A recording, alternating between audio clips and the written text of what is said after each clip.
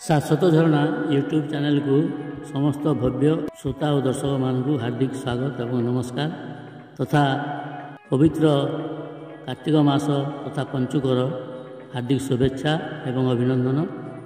आज विषय है पंचुक महात्म्य।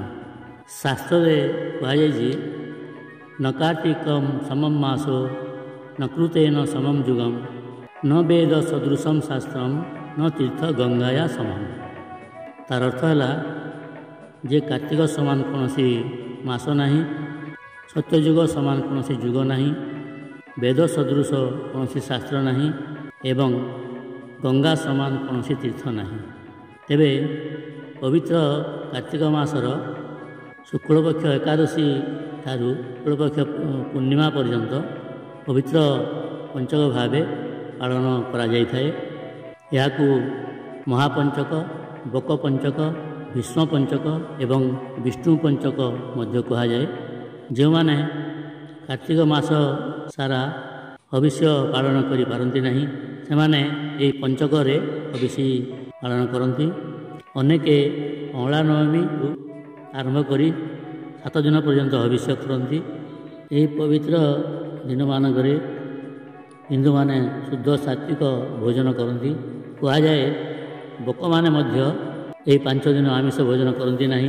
रथज्ञा उपरे साहित होई पितामह भीष्म पांडव तथा कृष्ण को राजधर्म, मोक्ष धर्म, दान धर्म आदि शिक्षा देते एवं तापर जल देवाई अनुरोध करते। कृष्ण सखा अर्जुन स्वर मारी गंगा जल सृष्टि करते एवं से जल भीष्म से समय पान करते, जद्वारा भीष्मकर तन मन प्राण संतुष्ट होइतिला।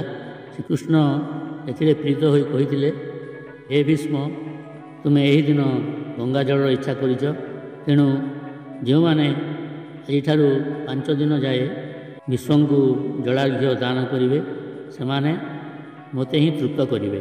साधारणतः संतान प्राप्ति पाई भीष्म पंचक पालन करिथांती। ए 5 दिन है परम पवित्र दिवस पंचुक। यही दिन मानक समस्त देवता माने मनुष्य मानक निकटवर्ती होता।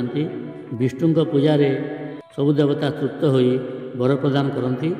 पंचकरे गोविंद नाम सुमरिले अक्षयपूर्ण प्राप्ति होता है बोली कहुई। श्रीमद् भागवत एवं गीता पाठ करवा यही दिन मानक विधेय। व्रतधारी माने सभ्य होई विष्णु तर्पण करवा उचित। यही दिन मानक समस्त वर्णर लोके या पालन करें। यार मंत्र होउची सत्यव्रताय शुचिये गांगेयाय महात्मने भीष्मा एतत् ददाम्यर्घ्य मा जन्म ब्रह्मतारिणे। पंचकर प्रथम दिन बड़ एकादशी जहाकू देव प्रबोधनी एकादशी बा देव उत्थापन एकादशी कहा जाए।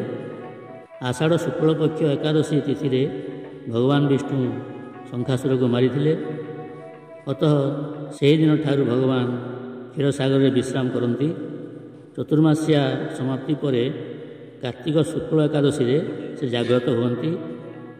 यही कारण वैष्णव मानक तिष्ठ गोविंद उत्तिष्ठ गरुड़ध्वज उत्तिष्ठ कमलाकांत त्रैलोक्य मंगलम कुरु एपरी उच्चारण करी माने भगवान विष्णु को जागृत करिथांती।